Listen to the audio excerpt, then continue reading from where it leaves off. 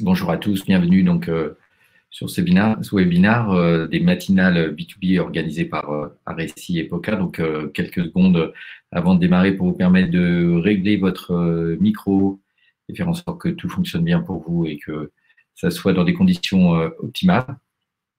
On est ravis en tout cas de vous accueillir dans ces formats digitalisés des matinales B2B avec cette édition du 1er avril dédiée au contenu. Encore quelques minutes pour vous permettre de régler vos sons et on démarre tous ensemble cette matinale dès que 9 heures a sonné. On va démarrer. Voilà, continuez d'ajuster vos micros. Voilà, donc il est 9 heures. Et ben voilà, donc bonjour et bienvenue officiellement à tout le monde. Donc, bienvenue dans cette matinale B2B dédiée au contenu, au format, pour aller de l'awareness jusqu'à la génération de leads. Donc, bienvenue à tous dans ce webinaire. Donc, je suis Laurent Olivier, un des directeurs associés de ASI et POCA. Juste un mot avant de rentrer directement dans le vif du sujet. Aressi et POCA, donc agence marketing communication.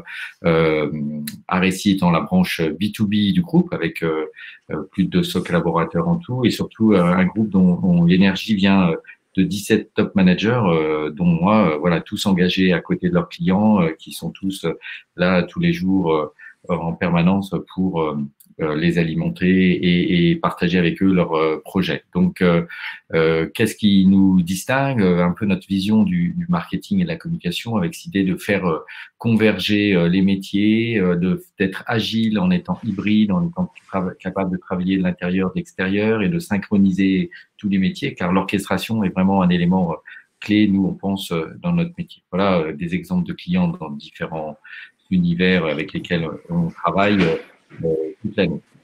Pour démarrer, je vais passer la parole à Mathieu Fischer, qui va lancer cette matinale ce matin avec vous. À toi, Mathieu. Merci Laurent. Bonjour à tous. J'espère que vous m'entendez bien. Donc, pour prendre la suite de Laurent, moi, je suis également directeur associé chez Aressi et POCA et donc je m'occupe notamment de l'équipe marque et contenu.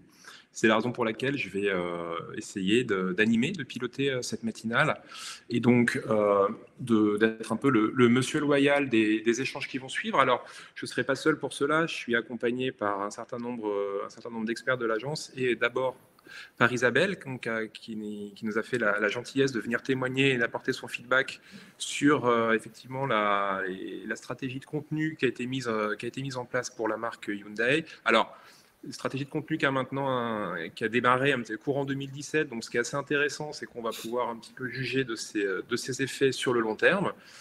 Donc, Isabelle, merci d'être présente et de nous partager un petit peu bonjour à tous, merci à vous. Le côté client. Pour ensuite agrémenter les débats, donc nous aurons donc Laurent qui nous parlera, que je ne présente plus bien sûr, et qui nous parlera des supports de contenu qui ont pu être mis en place, ainsi que des stratégies paid média d'amplification qui sont mises en œuvre. Moi-même, j'interviendrai plus sur la partie de contexte et de conclusion, et on a Stanislas avec nous qui pilote chez nous l'équipe, effectivement l'équipe content, qui est du reste la personne qui pilote le sujet Hyundai, qui en parlera mieux que personne, et Nicolas qui fera un focus sur le social media, puisqu'il a un community manager sur le sujet. Donc notre feuille de route elle est assez simple, hein. On va un petit peu resituer le contexte de la marque, de ses enjeux de communication, rappeler quand même la raison pour laquelle elle a opté pour une stratégie de contenu, parce qu'il y a plein de choses à faire en communication et la stratégie de contenu est un des outils parmi d'autres pour atteindre ses objectifs. Ensuite, on parlera un petit peu justement de tous ces réceptacles, de tous ces formats, de tous ces assets qui ont été créés pour la marque, de la façon dont cet écosystème un petit peu se combine et vit. On parlera ensuite de la façon un petit peu justement de le faire vivre, parce que le contenu c'est bien joli, mais il ne faut pas tomber en panne d'essence. Donc on parlera effectivement de la façon dont on processe un petit peu l'ingénierie de contenu pour créer au fil de l'eau quelque chose d'intéressant pour nos cibles, mais quelque chose aussi de performant au sens SEO du terme.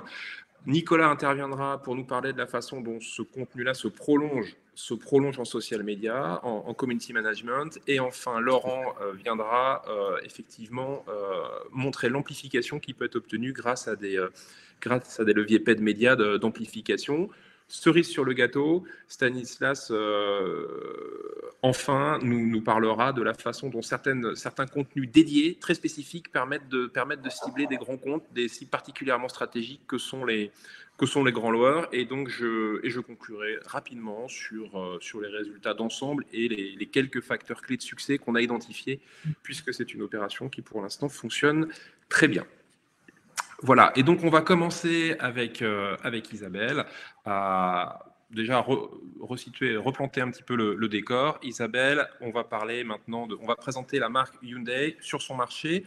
Est-ce que déjà en quelques mots, on peut rappeler, même si je pense que la plupart des gens connaissent la marque, ce qu'elle propose, notamment plus spécifiquement vis-à-vis d'un public de professionnels? Tout à fait. Merci Mathieu. Bonjour à tous. Je suis Isabelle Fiedler-Nasir, responsable business développement pour les ventes corporate chez Hyundai Motor France. Quelques mots sur Hyundai. Hyundai, c'est un constructeur automobile coréen. C'est le 5e mondial. C'est une marque automobile jeune puisqu'elle a seulement plus de 50 ans, là où d'autres marques revendiquent bien plus de 100 voire 125 ans. Et ce qu'il faut savoir, c'est que après la guerre de Corée qui se termine en 1953, en fait, tout est reconstruit dans le pays. Aussi bien les maisons que l'économie, les infrastructures, l'industrie. Et à la base, l'entreprise, c'est une aciérie qui reste le cœur d'activité. Et le groupe a investi peu à peu différents domaines, comme les engins de chantier, les buildings, trains, bateaux, camions. Donc, vous voyez, c'est véritablement un géant coréen. Donc, c'est vrai qu'en France aussi, la perception du groupe, elle ne reflète pas forcément la réalité et la puissance du groupe. Hyundai en France, c'est une filiale depuis 2012 seulement. On est une marque généraliste qui pèse environ 2% de part de marché sur le marché automobile français. L'an passé, on a immatriculé un peu plus de 40 000 voitures. C'est une marque en forte croissance qui enregistre vraiment 5 années consécutives de progression. Et on a progressé plus vite que le marché, et y compris sur le canal des ventes aux entreprises. Et qu'est-ce qu'on entend par entreprise? Alors, le B2B, il faut savoir, pour Hyundai, c'est véritablement le moteur de la croissance de la marque. Et c'est vrai qu'aujourd'hui, on a un réseau de 186 points de vente, on a 55 centres Hyundai Entreprise, c'est-à-dire des concessions dédiées pour traiter la clientèle B2B. Et aujourd'hui, quels sont les différents types d'entreprises qu'on adresse? Ce sont des professions libérales, certes, mais surtout des entreprises TPE, PME, des taxis, VTC, des acteurs de la location longue durée, donc les partenaires majeurs type Arval, ALD, Displan, Athlon, et notre captive Hyundai Leasing. Donc voilà les différentes typologies d'entreprises qu'on est amené à traiter aujourd'hui. Côté produit, on a une quinzaine de modèles et on le verra aussi par la suite. Notre point fort, c'est d'être aujourd'hui le seul constructeur à proposer la gamme la plus large de motorisation dite alternative, en l'occurrence hybride rechargeable, électrique et hydrogène. Voilà, c'est quelques mots de présentation de la marque. Merci. Merci Isabelle. Alors, on parlait justement des cibles, de ces entreprises auxquelles s'adresse la marque. Est-ce qu'on peut en dire quelques mots de façon plus précise sur justement qui elles sont, quels sont le type d'entreprise, et au sein des entreprises, quelles sont les personnes qu'on doit en priorité convaincre?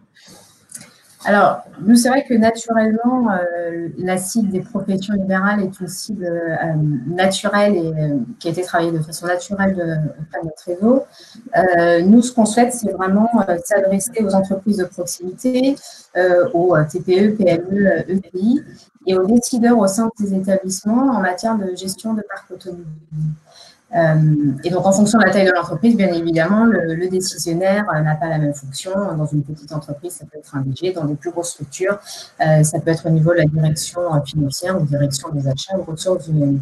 On a également les loueurs longue durée, donc les loueurs longue durée, les LLD, que sont les Arval, ALD, Parcours, Athlon, c'est une cible très importante pour nous à travailler dans le sens où ce sont eux qui sont prescripteurs auprès des entreprises, puisque leurs équipes commerciales sont chargées de faire des cotations de véhicules pour qu'une entreprise puisse, en tous les cas, s'approvisionner en voiture au niveau de son parc automobile. Donc, ce sont véritablement ces deux types de cibles qu'on adresse et pour lesquelles on a mis en place des actions dédiées pour vraiment coller au plus près des besoins et des enjeux de chaque projet. Merci Isabelle. Donc on voit qu'on a quand même un ensemble de cibles qui est assez complexe. Hein. Côté entreprise, une taille assez hétérogène, avec des fleet managers, des gens très experts de la gestion de flotte quand on monte en taille d'entreprise. Quand on descend en taille d'entreprise, évidemment, c'est souvent directement au DG qu'il s'agit de parler. Et puis côté loueur, c'est un petit peu pareil. Il y a un siège avec lequel on contractualise, mais il y a aussi les agences, hein. Il y a les concessions qu'il faut aussi un petit peu emporter avec nous. C'est très très bien d'avoir de bons rapports avec un siège, encore faut-il que les actions sur le terrain effectivement soient suivies des faits. Donc justement, vis-à-vis de ces différentes cibles, est-ce qu'on peut résumer rapidement les enjeux de communication qu'avait la marque ? Oui, alors à nous, le principal enjeu, ça a été forcément de développer la notoriété, puisque il y a encore quelques années, on était vraiment une marque challenger et on avait vraiment cette notoriété à travailler.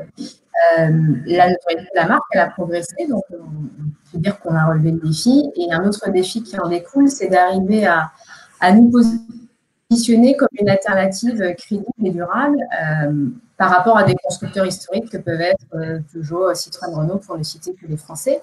Donc voilà, vraiment le défi, ça a été d'émerger et de revendiquer notre place, en tous les cas, sur le marché du véhicule d'entreprise. Alors, il y a… Ouais, vas-y. Ça, ce sont les défis vraiment de notoriété, hein, se faire connaître, faire qu'on pense à nous, peut-être même qu'on nous préfère. Hein. Je pense à tout le discours sur les nouvelles motorisations que vous êtes en train de développer. Exactement. C'est vrai que notre force aujourd'hui, c'est véritablement notre gamme produit, puisque déjà depuis la toute fin 2018, on est la seule marque à proposer au catalogue l'ensemble des motorisations disponibles sur le marché, que ce soit du thermique, mais aussi les fameuses motorisations dites alternatives, en proposant au catalogue les technos 100% électriques, hybrides, et rechargeables ou à hydrogène. Et donc, c'est véritablement une force pour nous, puisque ça nous permet en tous les cas d'attirer la curiosité des grandes marques qui, par exemple, n'ont pu traiter qu'avec du français jusqu'ici, mais tout simplement parce que nous, on propose la gamme de produits adaptés qui répond à leurs problématiques, en l'occurrence de verdir leur parc automobile. Ça, oui, ça c'est un gros enjeu actuellement des fleet managers, verdir sa flotte. Alors ça, c'était les enjeux un peu de notoriété, mais on a aussi des enjeux très business, hein, très quantifiables, à savoir développer les ventes, développer le business. Oui, complètement. Donc, effectivement, avec l'enjeu, c'est d'arriver à gagner en notoriété. Encore faut-il après pouvoir transformer. Et c'est vrai que d'un point de vue business, forcément, l'objectif, c'est d'arriver à capter l'attention des décideurs en entreprise. Et c'est pour ça que dans tout ce qu'on mène comme action, nous, en tous les cas, on a un parcours de lead assez structuré en fonction de l'échéance du projet de renouvellement. Donc, on alimente notre réseau de distribution en concessionnaire automobile en lead chaud, c'est-à-dire le projet de renouvellement en parc auto va intervenir dans les 6 mois et tout le reste, en fait, on va le travailler différemment pour arriver vraiment au bon moment dès lors que le projet sera beaucoup plus mûr et mature. Et puis, pour la partie loueurs longue durée, donc les grands loueurs, on travaille une idée en France avec l'ensemble des loueurs longue durée techniques du marché, je l'ai dit tout à l'heure. Il faut savoir que sur le marché du véhicule d'entreprise, la location longue durée, ça pèse 45% du marché. Nous, nos ventes entreprises auprès des loueurs longue durée, elles pèsent 35%. Donc, on a encore une grande marge de manœuvre et une marge de progression. Et c'est pour cela aussi qu'on intensifie notre travail pour aller travailler ce type de prescripteurs. Hein. Les loueurs sont véritablement des prescripteurs auprès des entreprises. D'accord. Alors, pour atteindre ces objectifs, donc, il y a un certain nombre d'actions de marketing et de communication qui peuvent être entreprises, parmi lesquelles le contenu, mais encore une fois, c'est pas la seule chose qu'on peut entreprendre. Pourquoi est-ce qu'on peut rapidement, pour finir ce premier temps de contexte, pourquoi est-ce que vous avez opté justement pour une stratégie de contenu plutôt que des actions peut-être plus classiques, de type publicitaire ou autre? Oui. Alors, je vois effectivement sur ça pas le budget B2B pour l'action plus puissante. Effectivement, je crois qu'on n'a jamais assez de budget de toute façon. Donc, l'objectif, ce n'était pas de marteler à tout va avec des actions puissantes, tout simplement parce qu'il faut arriver à optimiser et rationaliser son budget. Mais nous, c'est vrai qu'on a vraiment envie je disais tout à l'heure, Hyundai, on veut légitimer notre place comme étant une marque crédible auprès de l'ensemble des acteurs de l'écosystème gestion de flotte. Et du coup, nous, ce qu'on souhaite, c'est vraiment positionner notre marque comme étant le partenaire de la mobilité des entreprises au sens large, que ce soit une entreprise qui a besoin d'acquérir des voitures pour son parc auto ou un loueur longue durée. Et donc, on s'est dit que c'était véritablement dans cette logique de partenaire à la mobilité, d'accompagnement des professionnels de la gestion de flotte qu'il fallait qu'on arrive à leur délivrer des contenus à valeur ajoutée et de leur délivrer des informations clés sur leur business, et ça au quotidien. D'accord. Donc, on voit bien qu'il y a des raisons un petit peu limitative en termes de budget, d'image de marque peut-être moins puissante que d'autres marques généralistes. On parlait des marques françaises très connues en France, historiquement implantées. Mais il y a aussi un vrai parti pris de tenir ce positionnement de partenaire de la mobilité qui demande effectivement de la pédagogie, qui demande du temps, qui demande un contact répété. Et pour ça, effectivement, la stratégie de contenu reste irremplaçable. Donc voilà, effectivement, voilà le décor planté. Donc, on va maintenant voir avec Laurent quels ont été un petit peu les différents assets, les différents supports de contenu avec lesquels on a joué depuis maintenant plus de 2 ans, de façon à pouvoir mettre en œuvre cette stratégie. Et le premier d'entre eux, au cœur de la stratégie, c'est évidemment le webzine, le blog. Merci. Effectivement, donc, comme on l'a vu, pour se positionner, le contenu, l'explication, la pédagogie, la démonstration, c'est stratégique. Donc, le blog, ce webzine, va être conçu un peu comme le réceptacle dans lequel on va y publier régulièrement des contenus dédiés à cette argumentation de positionnement de Hyundai Entreprise sur son marché. Donc, déjà, le premier choix qui a été fait, il a été sur le nom même du blog, qui s'appelle Alternative Business, donc qui est un choix très fort en termes de naming, mais qui veut clairement positionner très fortement et immédiatement la marque sur son segment, à la fois comme une alternative aux choix plus traditionnels que peuvent être les grands constructeurs plus connus français ou allemands, je dirais, et premièrement, et puis aussi le côté un peu alternatif lié aux motorisations, qui, on va le voir, est un point clé du positionnement de la proposition de valeur de gamme auto de Hyundai. Et donc, c'est pour ça que ce blog a été choisi comme alternative business. Ce qui est à noter aussi, parce que c'est souvent un débat qu'on a, comment on le positionne technologiquement, est-ce qu'on le met à part, est-ce qu'on le met à l'intérieur du site web corporate. Donc là, le choix qui a été fait, c'est de le laisser à part, je dirais pour 2 raisons, à la fois pour question d'agilité pour pouvoir publier, l'ajuster, le personnaliser d'une manière ongoing toute l'année, indépendamment du groupe et de ses contraintes d'organisation, premièrement, et puis aussi pour renforcer ce côté agnostique, c'est-à-dire que ce n'est pas la rubrique actualité du site Hyundai Motor France, c'est un blog de contenu à visée éditoriale, journalistique, et donc c'est pour ça que ce choix a été fait. Peut-être que Isabelle, on peut aussi préciser comment se passe aussi le lien entre les 2 sites et comment ces choix ont été opérés. Oui, effectivement. Donc, avec le blog Alternative Business by Hyundai, on a fait le choix véritablement d'avoir une plateforme où on allait pouvoir alimenter tous les acteurs de la gestion de flotte auto en contenu, les actus clés, les tendances du moment sur le secteur, toujours dans cette logique d'être partenaire. Donc, qui dit être partenaire, c'est aussi être sans parti pris. Donc, l'objectif sur ce blog, c'est pas véritablement de mettre la marque, le produit en avant, mais plutôt cette logique de Hyundai étant la marque pouvant accompagner au mieux un professionnel dans son business au quotidien. Donc, d'où le choix, effectivement, d'avoir eu une plateforme dédiée, même si, tu le disais, Laurent, il existe des passerelles entre le site corporate et le blog. Notre mission, je le disais, c'est de délivrer du contenu à valeur ajoutée pour les décideurs. Et quand je disais qu'en tant que partenaire, on est sans parti pris, c'est aussi parce qu'au niveau du produit, on n'a pas de parti pris technologique puisqu'on propose l'ensemble des motorisations. Donc, on n'a pas du tout de discours biaisé par rapport à ça. Et il est important pour nous d'arriver à laisser, en tous les cas, entendre chaque parole de l'ensemble des acteurs de la gestion de flotte automobile sur ce blog. C'est véritablement pour ça qu'on a décidé d'avoir cette plateforme pour aller vraiment relayer, se faire le relais et pousser les différentes actus, les éclairages, les conseils pour véritablement accompagner encore une fois un décideur en matière de parc automobile. Donc là, ce qu'on voit à l'écran, ce sont les passerelles qui existent entre le blog qui est à droite et le site web corporate qui est à gauche, où il y a des liens qui sont créés depuis le blog pour pouvoir néanmoins en savoir plus sur les gammes de véhicules proposés par Hyundai, et à gauche sur le site corporate où il y a un flux dynamique avec des mises à jour des articles à retrouver sur le blog. Alors, on va parler maintenant un peu de la dynamique éditoriale, je dirais, parce que un webzine, il faut l'alimenter régulièrement. Est-ce que, Isabelle, tu peux expliquer comment on est organisé? C'est vraiment une organisation militaire, très rythmée toute l'année pour produire tous ces contenus. Effectivement, donc on a différentes rubriques sur le blog, la gestion de flotte à part entière, la mobilité, les perspectives, les actus.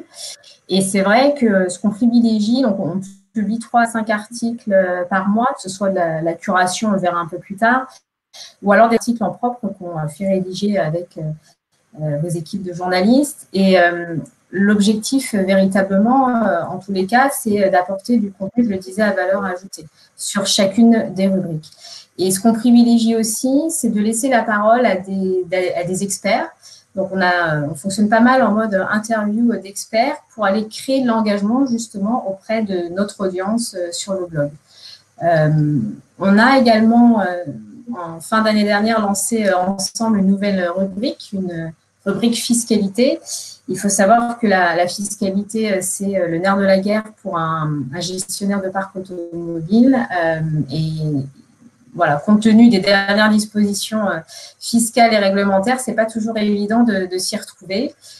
Et c'est pour ça qu'on a choisi de créer cette rubrique, toujours dans cette logique d'accompagner au mieux, de délivrer l'information claire en matière de fiscalité auprès des professionnels de la gestion de flotte. C'est vraiment important pour nous d'arriver à nous positionner comme une marque qui sait accompagner, qui sait conseiller sur quel type de modèle privilégier pour sa flotte en fonction des usages des collaborateurs des entreprises, en fonction des besoins de l'entreprise.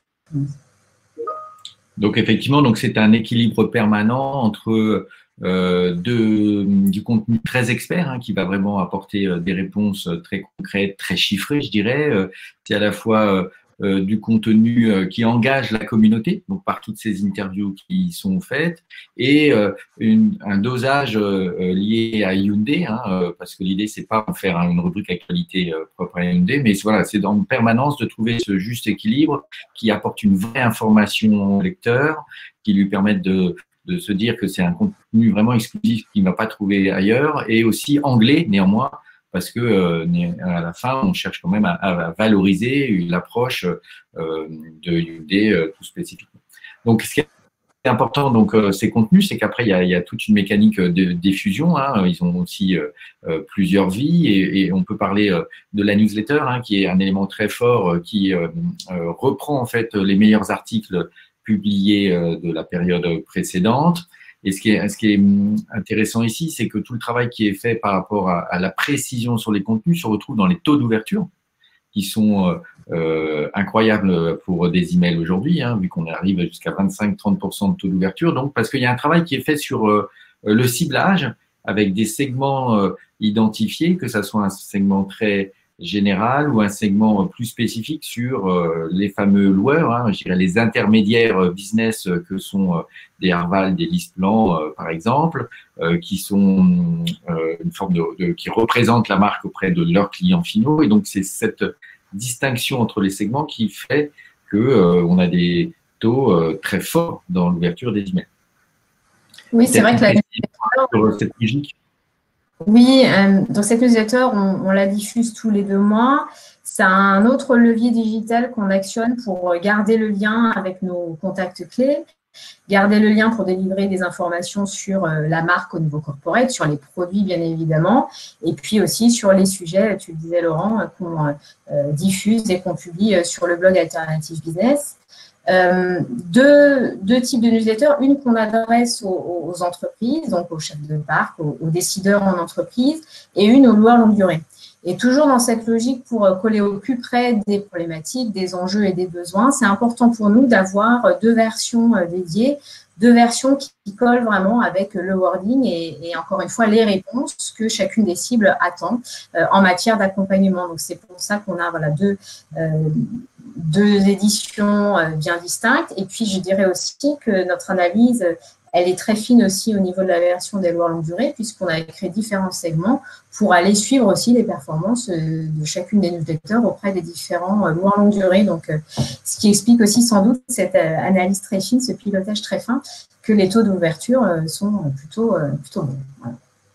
Pour résumer, on peut dire qu'on est vraiment plus dans la qualité que la quantité, y compris dans la production éditoriale, hein, où vraiment on essaie d'affiner chaque mois quel sujet va être pertinent pour être diffusé. Et puis donc au-delà de cette newsletter, il y a quand même une stratégie de lead, hein, business derrière et on s'en parle aussi tous les mois dans les copies. Là. Donc il y a des contenus guettés donc qui sont derrière des formulaires qui sont mis en place.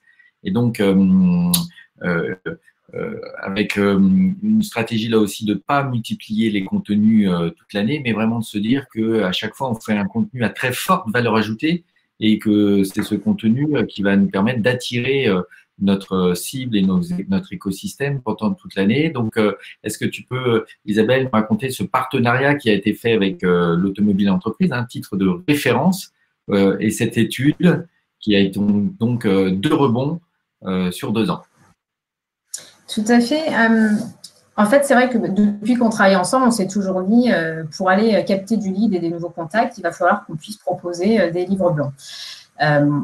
Effectivement, OK, livre blanc, mais qui dit livre blanc, encore faut-il pouvoir être sûr qu'on va être crédible au niveau de ce qu'on propose en termes de contenu, surtout pour une marque comme la nôtre qui se positionnait encore comme challenger il y a quelques années. Et donc, on s'est dit… OK, on va s'associer à un grand média, un leader de médias de la gestion de flotte automobile, en l'occurrence l'automobile et l'entreprise, pour aller mener une étude sur l'avenir des flottes auto. Et quelque part, c'est gagner cette caution média pour appuyer notre parole et asseoir notre légitimité et montrer véritablement que nous, Hyundai, on est tout à fait crédible dans l'univers de la gestion de flotte auto.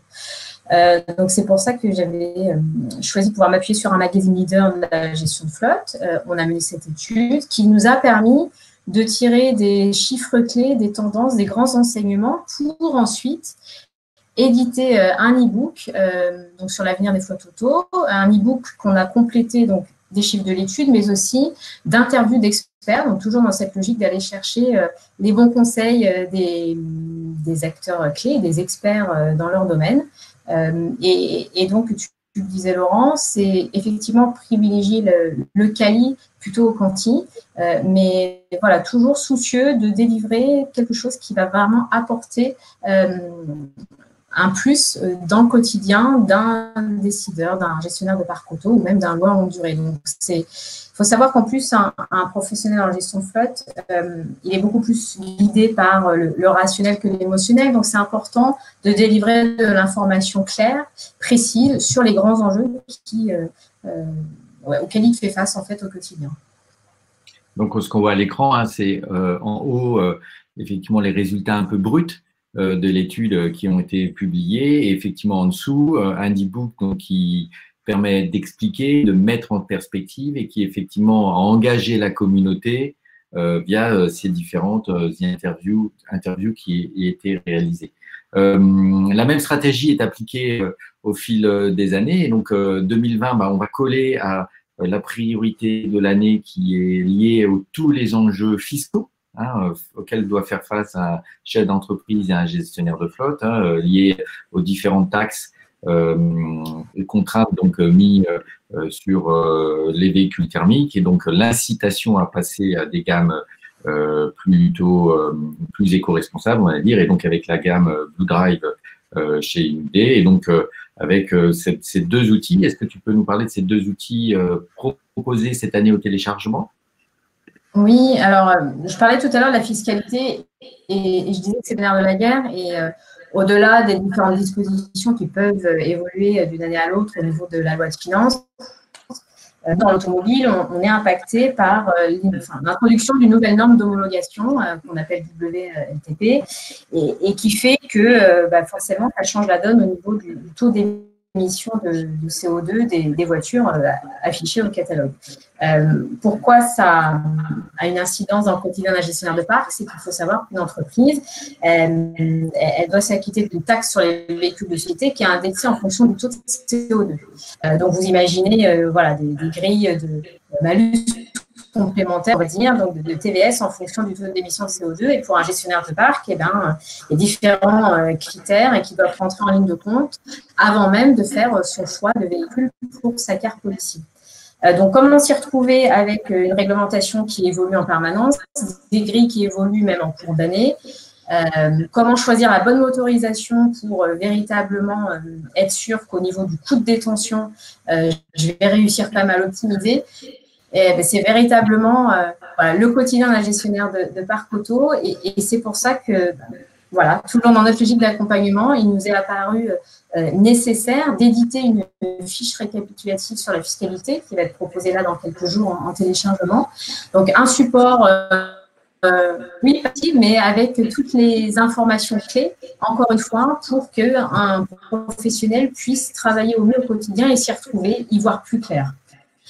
Et puis, on a un deuxième guide également, le guide Blue Drive, où là, on est toujours dans cette logique d'accompagnement et d'explication pour préciser, en faisant le choix de telle technologie électrifiée, que ce soit l'hybride rechargeable électrique ou bien encore l'hydrogène, voici ce qui m'attend.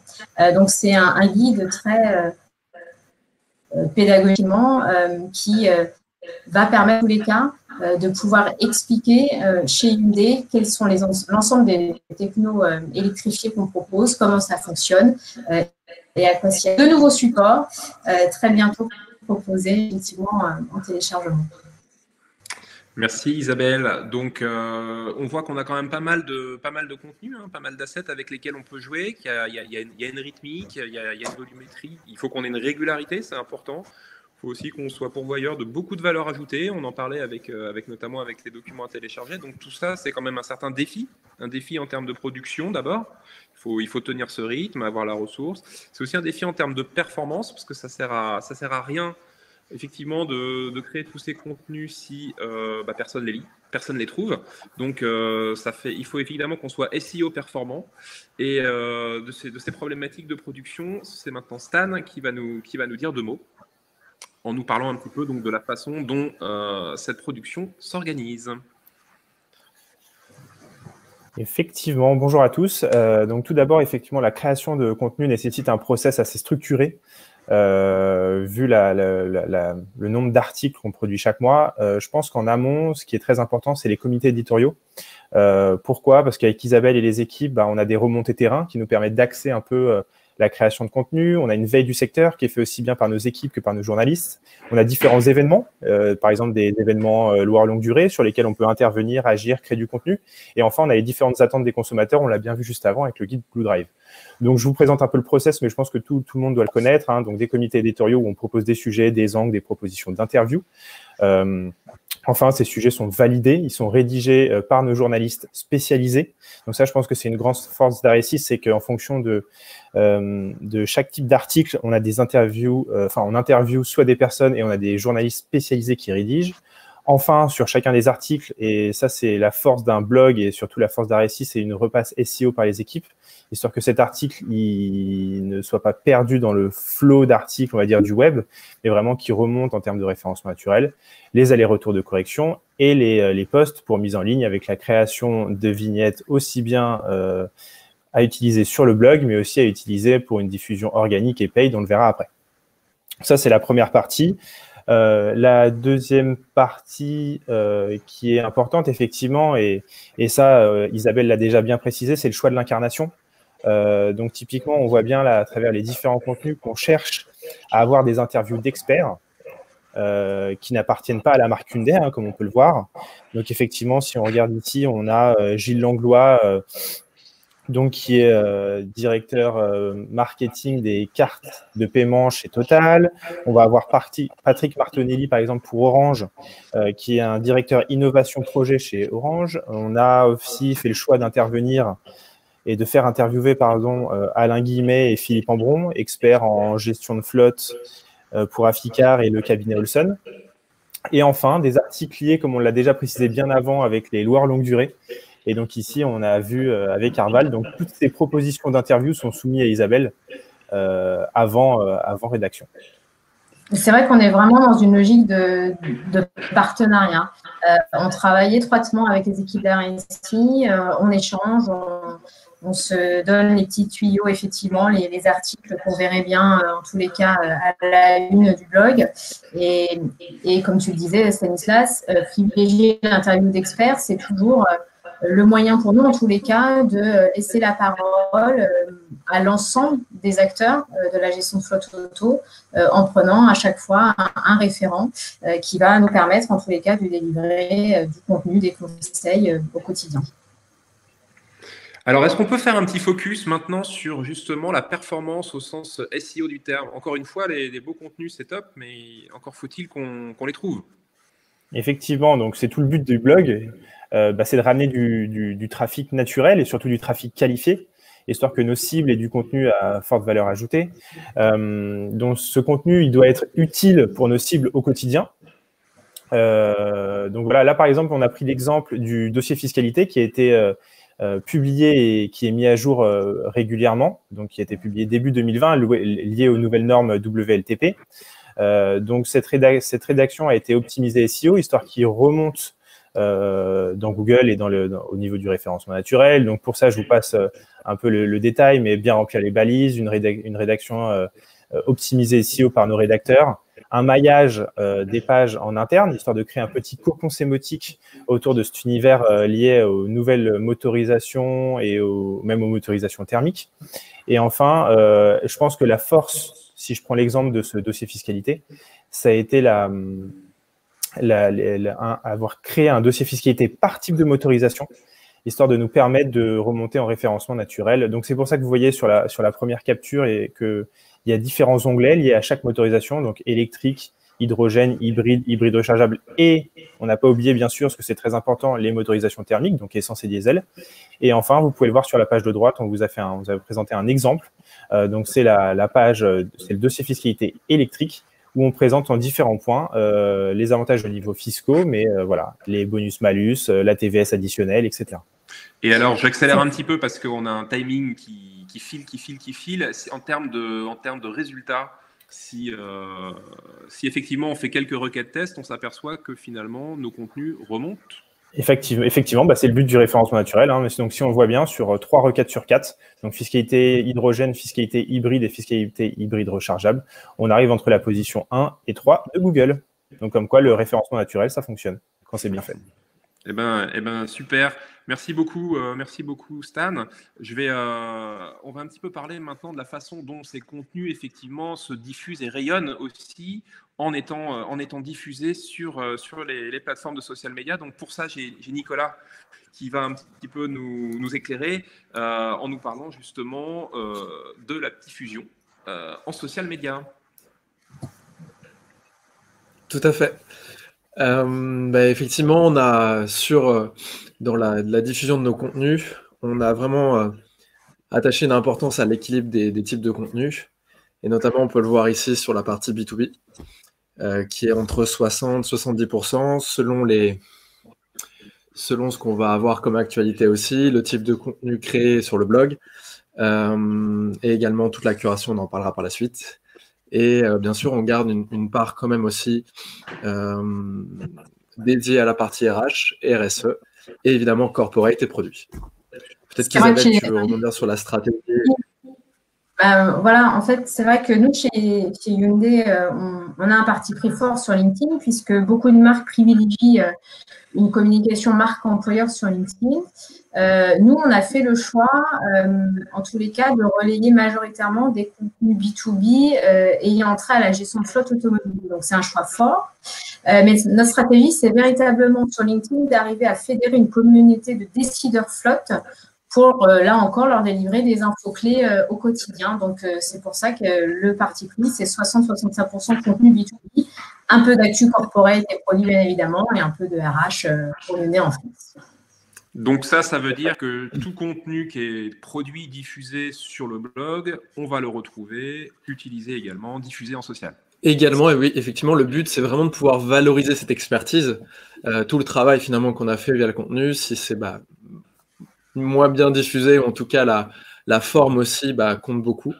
Donc ça va passer par deux types de formats essentiellement qui sont plutôt une vignette que vous voyez en haut et donc qui mettent en avant d'une manière un peu plus statique, mais déjà quand même une plus belle mise en forme que juste un lien simple mis sur LinkedIn, et aussi la vidéo au format brut que vous connaissez, donc là qui permet de résumer un article et surtout de donner vraiment aussi l'envie de manière un peu plus dynamique, justement à la personne d'aller cliquer et de pouvoir donc voir l'article et de s'y intéresser, mais surtout d'avoir vraiment déjà l'essence de ce qu'il va y avoir dans l'article et de pouvoir vraiment l'intéresser, qu'elle ne soit pas déçue. Et c'est ça qui est aussi important pour optimiser aussi notre référencement avec le blog. Donc il y a un vrai lien entre évidemment le social et le blog, et ce qui nous amène effectivement au type de contenus qui vont être partagés en curation, que ça soit donc bien sûr dédié aux professionnels, que ce soit les gestionnaires de flotte, mais aussi les collaborateurs d'entreprise, comme on peut le voir, le téléphone au volant, l'usage de la voiture, la mobilité évidemment, sur la fiscalité, on a parlé des sujets qui sont très importants. Mais aussi on va avoir des curations qui sont notamment des essais véhicules, entre autres, qui sont réalisés par les médias professionnels et qu'on va pouvoir aussi diffuser sur la page, ce qui va bien sûr parler à notre communauté, mais aussi à notre réseau, qui va permettre aussi de pouvoir le diffuser auprès de leurs abonnés. Et évidemment des republications, donc des reposts de pages qui vont nous mentionner, qui vont mentionner Hyundai Motor France, comme là on peut le voir avec Arval, évidemment lors d'événements Flotte Auto. Donc tout à l'heure pour la rédaction, c'était assez intéressant, on montrait qu'on ne parlait pas que de soi, Hyundai, mais on faisait aussi intervenir un certain nombre de partenaires, tout l'écosystème. C'est un peu vrai également en social. Hein, tout à fait. Où on ouvre, où on va chercher aussi du contenu intéressant à droite et à gauche, entre guillemets, de façon à enrichir un petit peu notre apport d'information auprès des cibles. Je suis désolé, le temps passe, donc je me dois d'accélérer un petit peu pour qu'on tienne le rythme. Est-ce que tu peux nous dire, vite finir sur la partie sociale avec quelques mots sur l'influence et effectivement le type de public qu'on va chercher?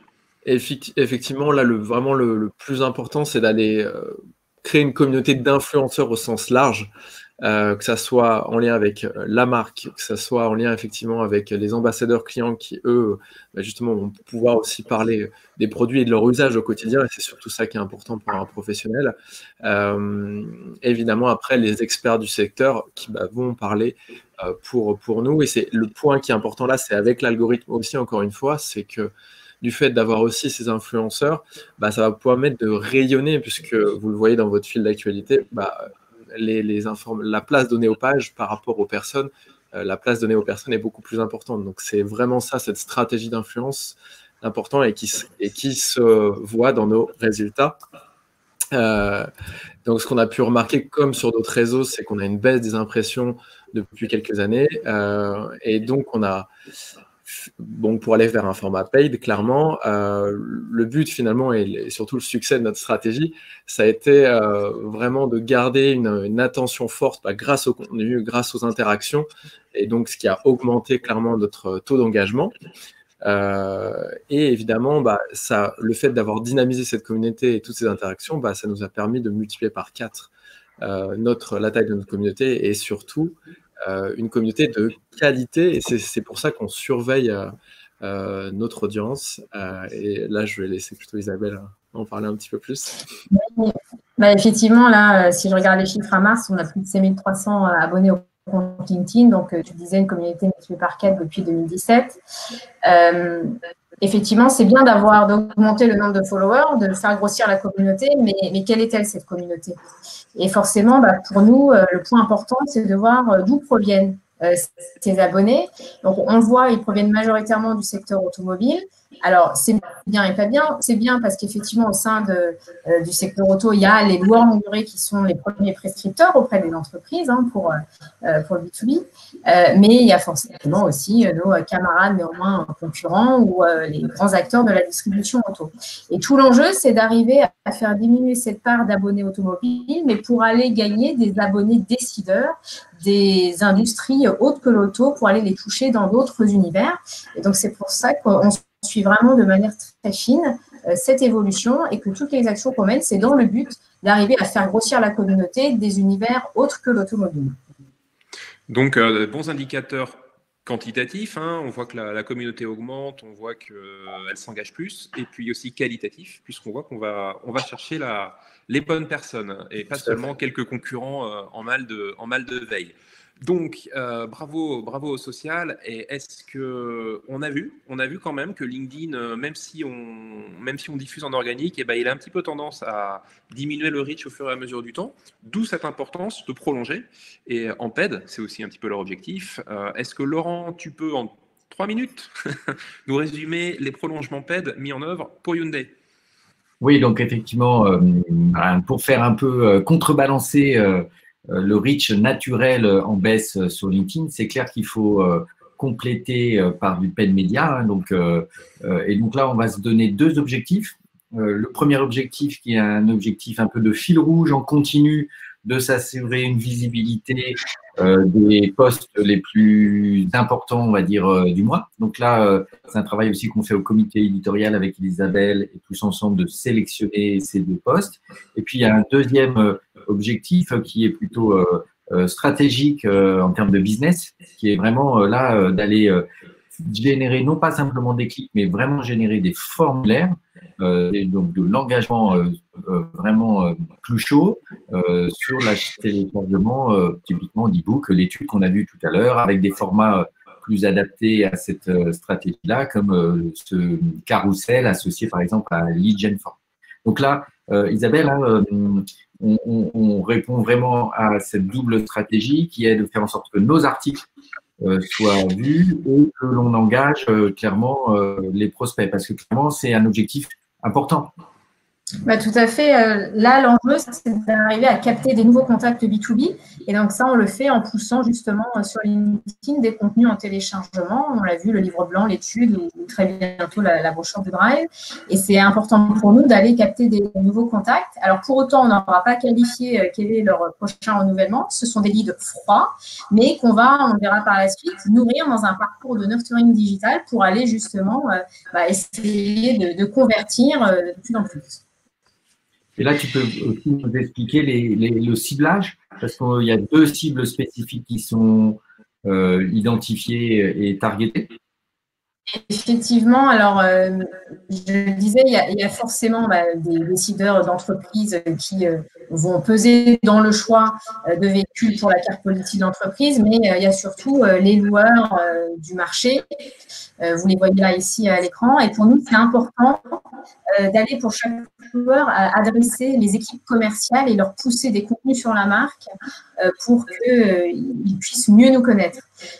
Mais on a fait le choix aussi de travailler un dispositif différent en mettant à l'honneur, on le verra dans quelques minutes, les figures clés du top management de chacun de ces loueurs. Mais pour nous, ce qui est important, c'est d'aller toucher les loueurs longue durée.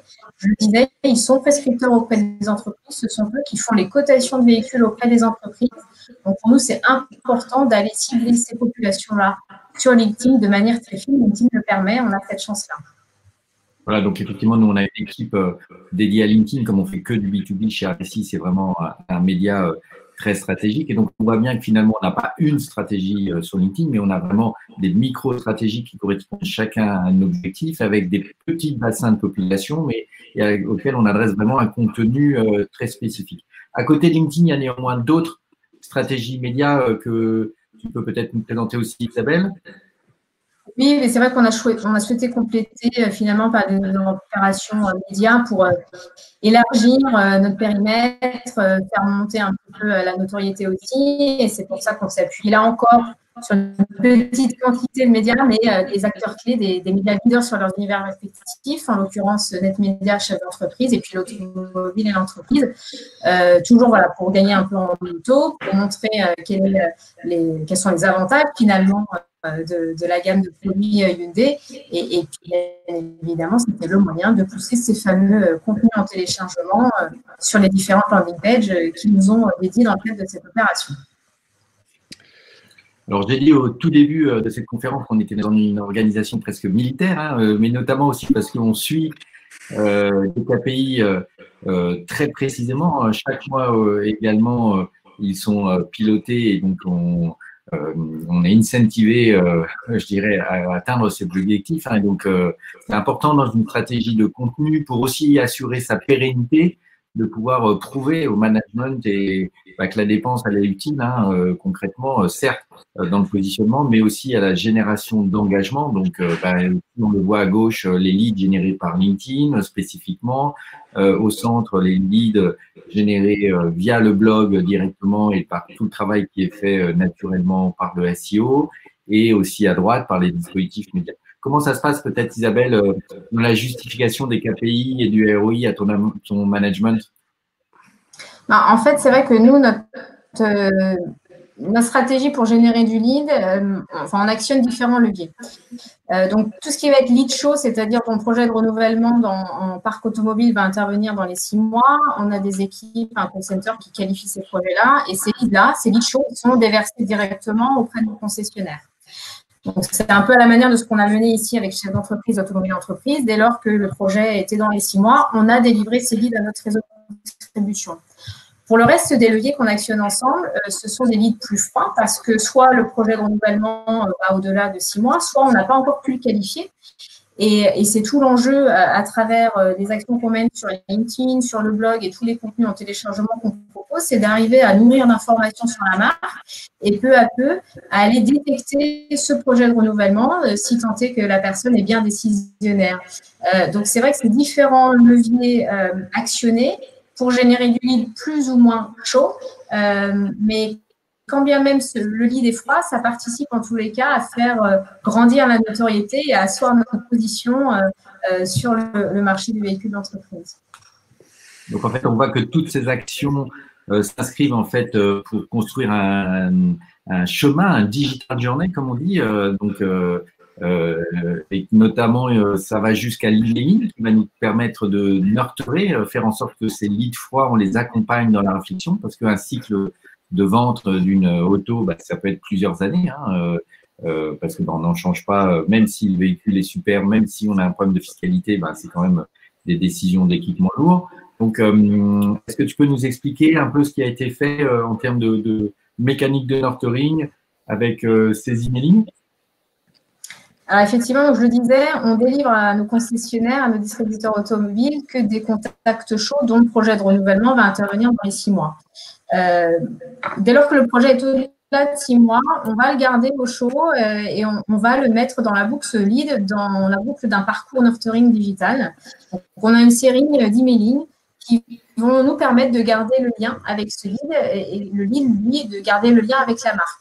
Donc, on va pousser à nouveau les différents contenus qu'on peut proposer, tels que le livre blanc ou l'étude. On va aussi relayer les dernières infos actus sur le blog qui vont l'accompagner, là aussi, dans son quotidien. Mais ce lead froid, là aussi, gestion fine, pilotage fin, puisque selon que je suis entreprise ou leur longue durée, je ne vais pas avoir le même contenu. Donc là aussi, le parti pris, c'est véritablement de s'adresser à chacune des cibles, entreprise ou leur longue durée, avec un wording spécifique, avec un contenu spécifique. L'objectif, in fine, c'est d'arriver à générer de la demande d'essai pour vraiment, ce que j'appelle toujours la preuve par l'essai, c'est en tous les cas être convaincu de la fiabilité, de la qualité de nos produits au volant d'une MD.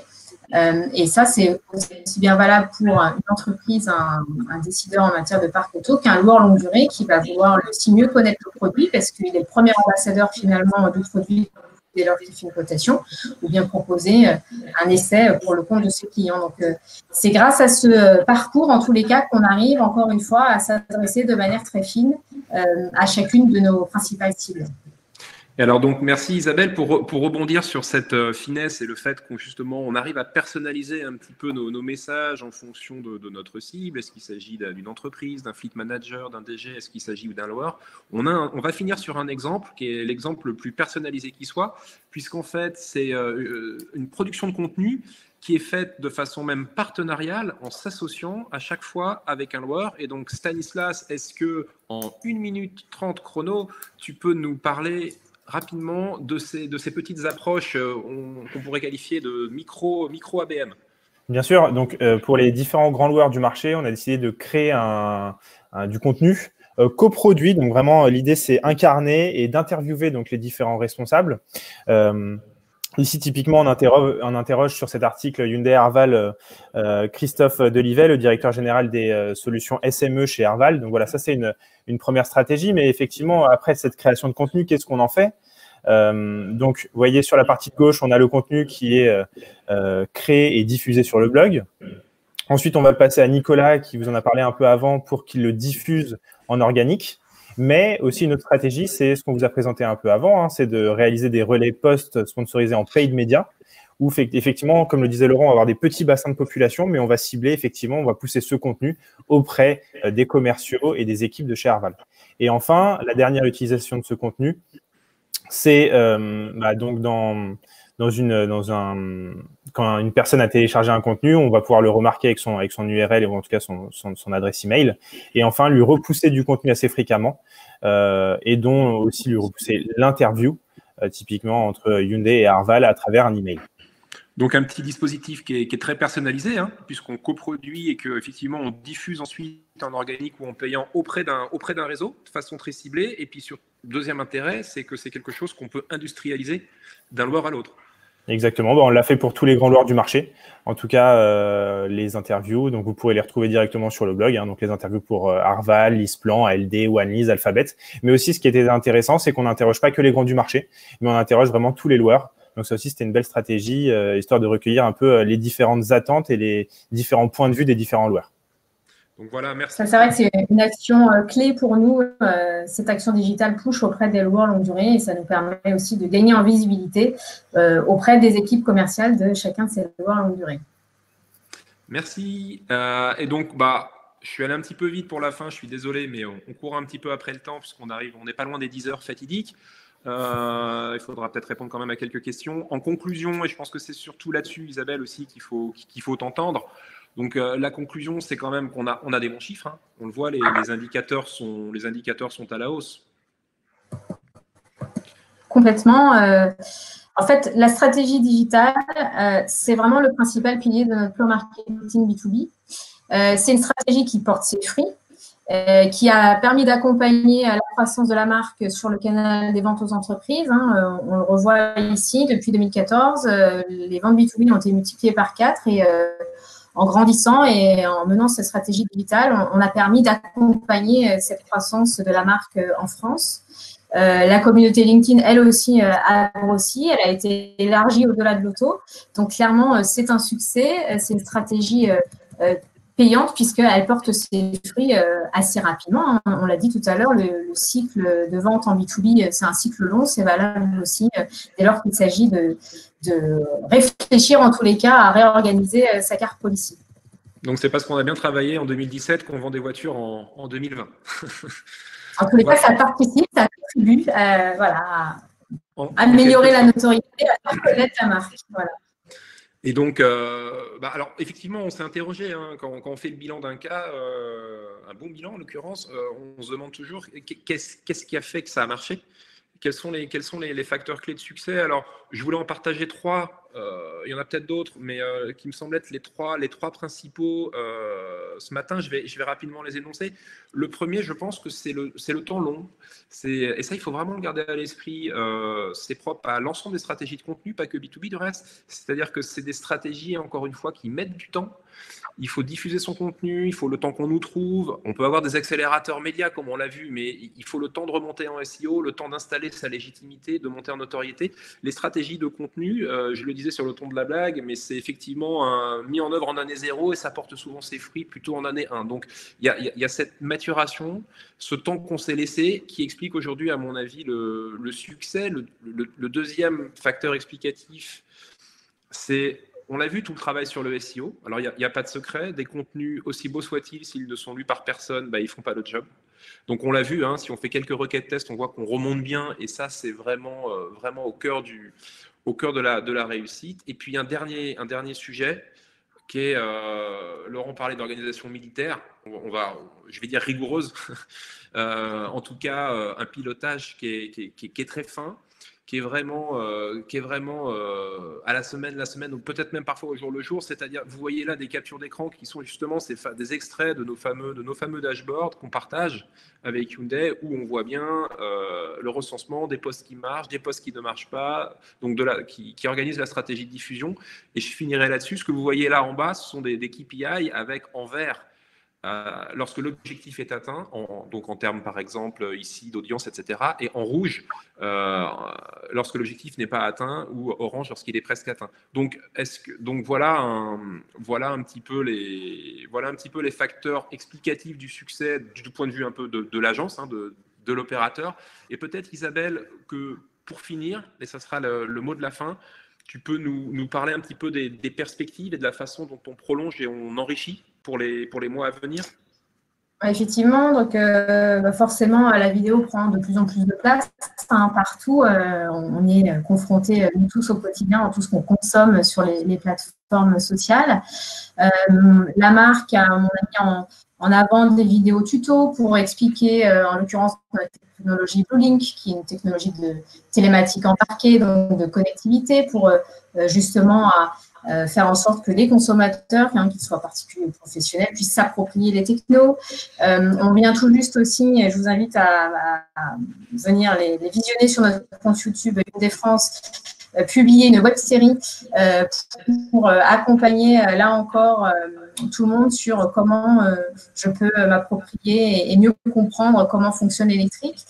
Donc, on a une web-série, une série de vidéos avec des enfants pour montrer que finalement, comprendre l'électrique, c'est un jeu d'enfant.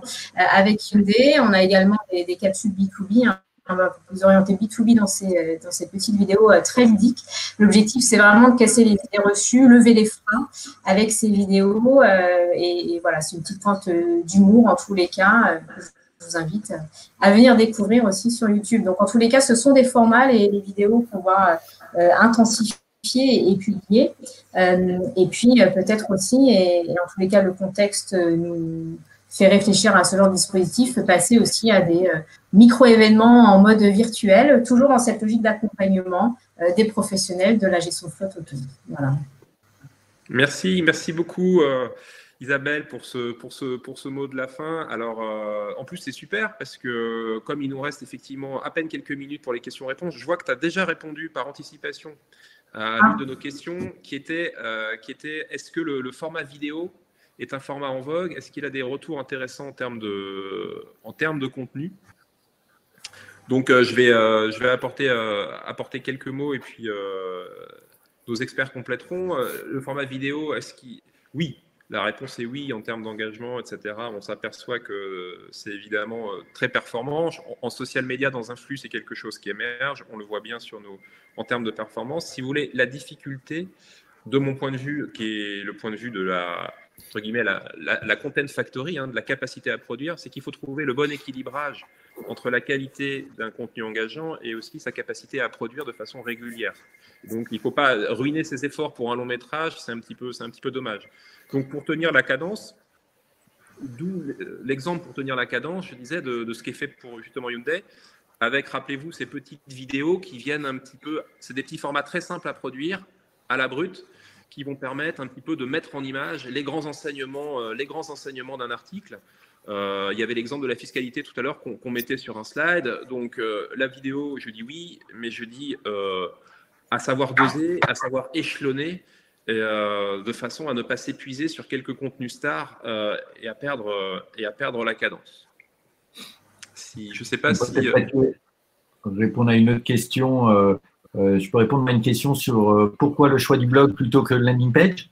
Merci Nathalie pour cette question. Donc, tout simplement parce que on n'est pas directement dans une stratégie de génération de leads, donc où le seul objectif c'est de faire remplir des formulaires, qui est plutôt le rôle qu'on donne à une landing page. Là, on est quand même d'abord sur une notion de positionnement, d'explication de la valeur ajoutée de Hyundai et de sa proposition de valeur spécifique pour les gestionnaires de flotte.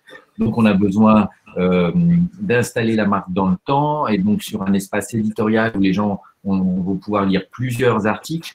Donc, on est vraiment plutôt dans l'idée du magazine où on espère qu'à la fin, grâce à la pertinence de ce que l'on écrit, on va générer des formulaires, plutôt que dans une logique simplement d'aller directement chercher des essais auto.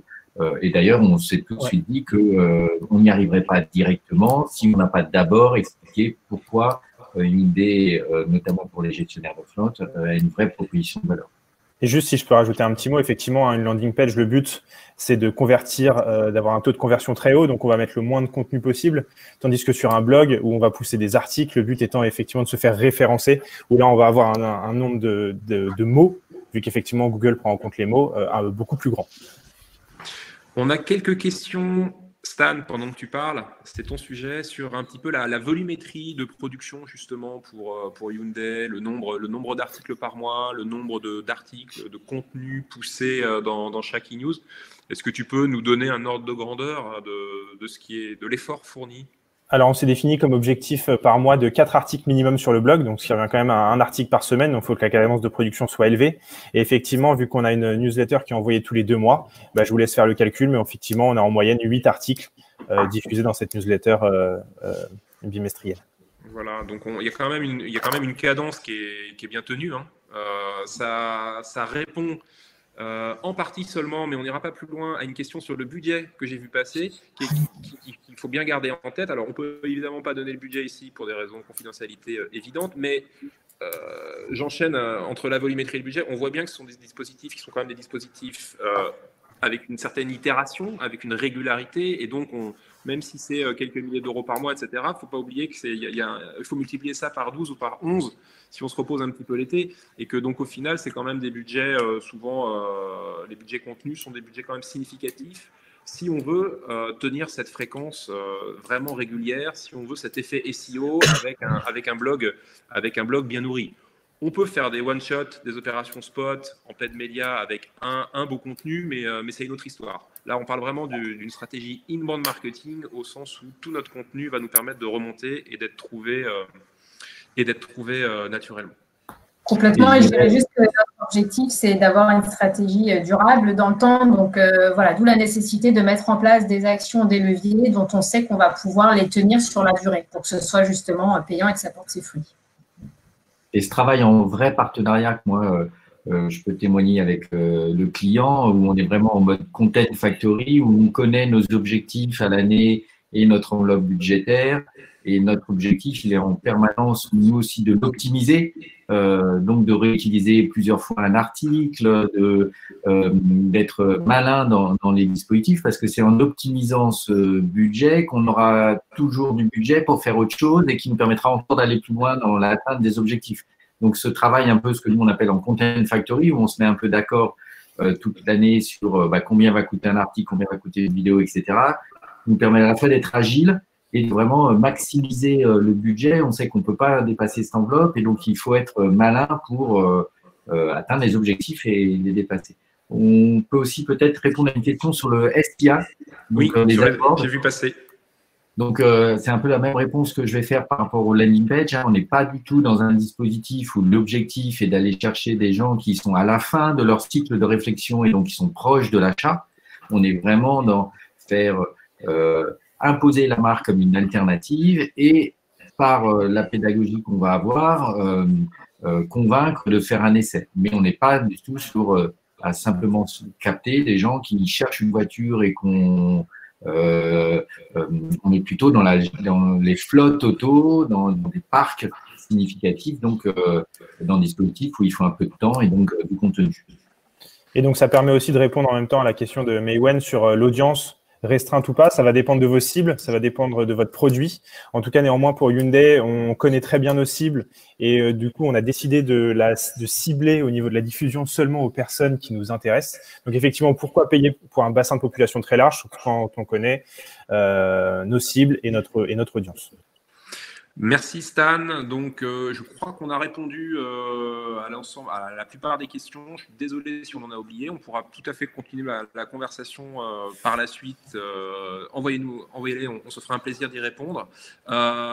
Pour finir ce webinaire, donc, je vous remercie beaucoup de l'avoir suivi. J'espère qu'il vous a apporté des informations intéressantes. Applaudir Isabelle, on peut remercier et applaudir Isabelle. On remercie Isabelle pour son feedback. Isabelle. Deux choses. La première, c'est pour des gens qui souhaiteraient le revoir ou qui ont raté le début, on vous passera le lien vers un replay. Et la deuxième chose, c'est l'espace publicitaire classique des prochaines sessions qui se tiendront le 14 mai et le 18 juin. Donc le 14 mai, dans un format, j'ai grand peur qu'à cette date-là, on ne puisse pas encore forcément se retrouver physiquement. Donc, il y a fort à parier que de façon toujours virtuelle, mais sans trop de bugs techniques, heureusement, on puisse se parler ce matin-là de l'account-based marketing, donc des stratégies grand compte, comment déployer vraiment des stratégies sur les quelques clients, parfois même mono-clients, de façon extrêmement ciblée. Et le jeudi 18 juin, où il sera question cette fois-ci de marketing relationnel et d'expérience utilisateur de façon à accélérer ses performances. Il sera question de data, de marketing automation, d'e-commerce et de plein d'autres sujets passionnants. Je vous remercie beaucoup de votre présence. J'espère qu'encore une fois qu'on vous a apporté des bonnes infos. Isabelle, un grand merci pour ta contribution. Et pour ceux qui souhaiteraient revoir tout ce webinaire, eh bien, vous aurez bientôt le replay entre les mains. Merci beaucoup. Merci à tous. Merci. Bonne fin de semaine. Au revoir. Au revoir.